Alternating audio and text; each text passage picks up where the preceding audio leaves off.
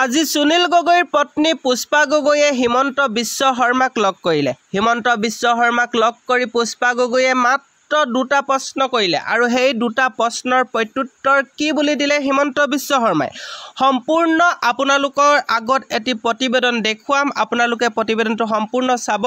প্ৰিয় বন্ধু বান্ধৱীসকল, আপোনালোকে যদি নতুনকৈ আহিছে মোৰ চেনেলটোলৈ তেনেহ'লে চেনেলটো ছাবস্ক্ৰাইব কৰি দিব, লগতে প্ৰতিবেদনসমূহ ভাল লাগিলে লাইক কমেণ্ট শ্বেয়াৰ কৰি সহায় সহযোগিতা কৰিব। তেনেহ'লে পলম নকৰোঁ, আহক প্ৰতিবেদনটোৰ মাজলৈ যাওঁ। সমাজ যেন এতিয়া ৰহস্যখন হৈ পৰিছে ঢকুৱাখানা কাণ্ড আৰু তাৰ পাছতে আজিৰ দিনটোত কান্দি কান্দি সুনীল গগৈৰ পত্নীয়ে মুখ্যমন্ত্ৰী ডক্টৰ হিমন্ত বিশ্ব শৰ্মাক সাক্ষাৎ কৰিছে আৰু তাৰ পাছতেই মুখ্যমন্ত্ৰী ডক্টৰ হিমন্ত বিশ্ব শৰ্মাই কৈছে যে এতিয়া যদি প্ৰয়োজন হয় তেনেহ'লে সুনীল গগৈৰ পত্নীয়ে হায়দৰাবাদলৈ যাওক আৰু হায়দৰাবাদত য'ত টেষ্ট কৰা হৈছিল লেবৰেটৰীত এনেদৰে এতিয়া চাইণ্টিষ্টৰ সৈতে তেখেতে কথা পাতক আৰু তাৰ পাছতে আত্মসন্তুষ্টি লাভ কৰক বুলি মন্তব্য কৰিছে মুখ্যমন্ত্ৰী গৰাকীয়ে। আৰু কি কৈছে আমি সবিস্তাৰে লৈ অহাৰ চেষ্টা কৰিম। এটা ডাঙৰ খবৰৰ মুহূৰ্তত কান্দি কান্দি মুখ্যমন্ত্ৰী ডক্টৰ হিমন্ত বিশ্ব শৰ্মা সাক্ষাৎ সুনীল গগৈ পত্নীৰ। আৰু সুনীল গগৈৰ সন্ধান লাভ কৰিব পৰা নাই বৰ্তমান আৰক্ষীয়ে। অধিক ৰহস্যঘন হৈ পৰিছে ঢকুৱাখানা কাণ্ড। সুনীল গগৈৰ পত্নীক উঠিছে মুখ্যমন্ত্ৰীৰ বিশেষ মন্তব্য আৰু এখেতক হায়দৰাবাদৰ য'ত লেবৰেটৰী টেষ্ট চেণ্টাৰ আছে তালৈ লৈ যাব লাগে বুলি উল্লেখ কৰিছে, যাতে তাত গৈ বিজ্ঞানীসকলৰ সৈতে কথা পাতিব পাৰে সুনীল গগৈ পত্নীয়ে আৰু কথা পাতি তেওঁ নিজেই কনভিন্স হৈ আহিব পাৰে। আৰু লাগিলে মই টিকটটো কৰাই দিম বুলিও মন্তব্য মুখ্যমন্ত্ৰী ডক্টৰ হিমন্ত বিশ্ব শৰ্মাৰ। প্ৰয়োজনত মই টিকট কৰাই দিম বুলি উল্লেখ কৰিছে। সুনীল গগৈ সন্তানৰ পঢ়াৰ খৰচো আমি চাই দিম, আমি ল'ম বুলি উল্লেখ কৰিছে। আৰু মুখ্যমন্ত্ৰীৰ স্মাৰকপত্ৰ প্ৰদান কৰি সুনীল গগৈ পত্নীয়ে কৰিছিল বিশেষ অনুৰোধ।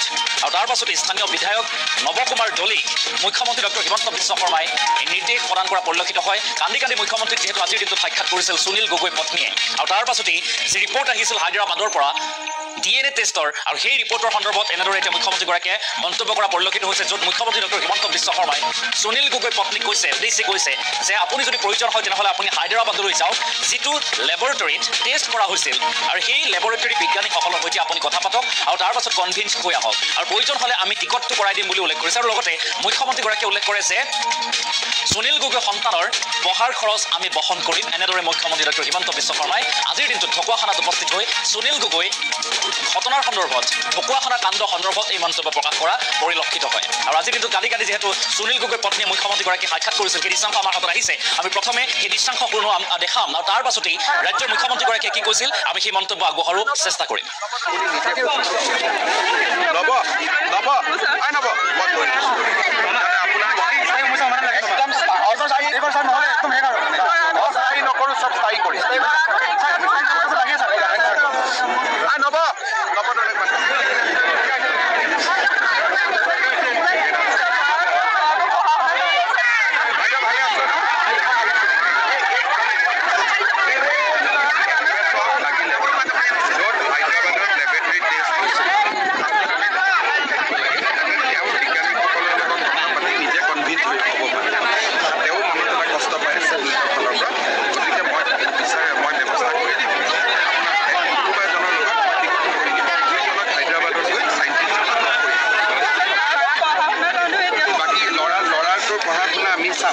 এইখিনি কথা নাই, আমাৰ পাৰ্টীৰে ল'ৰা আছিলে, সমস্যা নাই, যি পাৰোঁ মই সহায় কৰি দিম।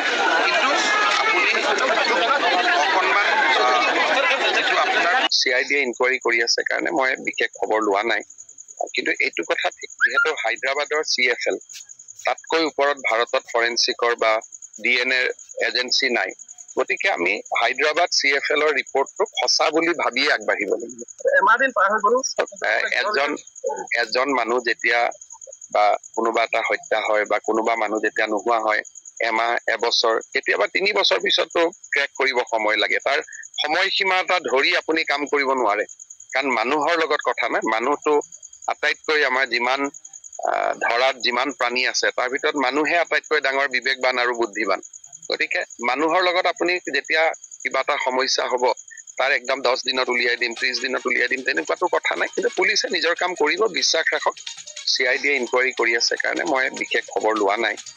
কিন্তু এইটো কথা ঠিক, যিহেতু হায়দৰাবাদৰ CFL তাতকৈ ওপৰত ভাৰতত ফৰেনচিকৰ বা DNA এজেঞ্চি নাই, গতিকে আমি হায়দৰাবাদ CFLৰ ৰিপৰ্টটোক সঁচা বুলি ভাবিয়ে আগবাঢ়িব লাগিব।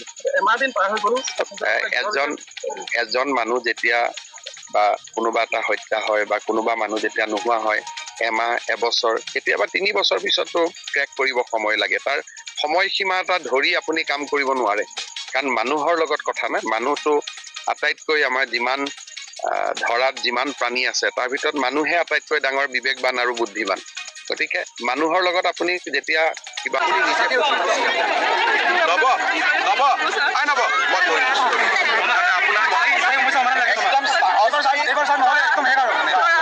নকৰো সব স্থায়ী কৰি নব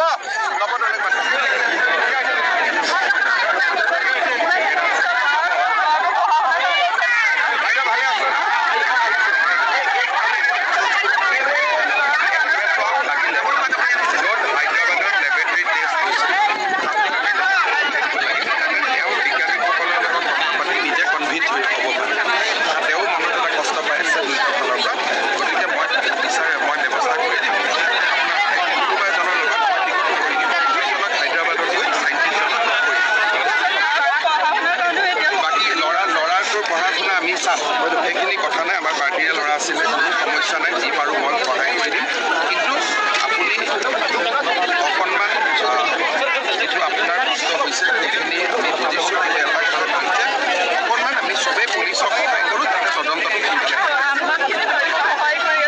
আপুনি দুখ নকৰিব মই আপুনি নিজে ল'ব আই নব মই কৰি দিছোঁ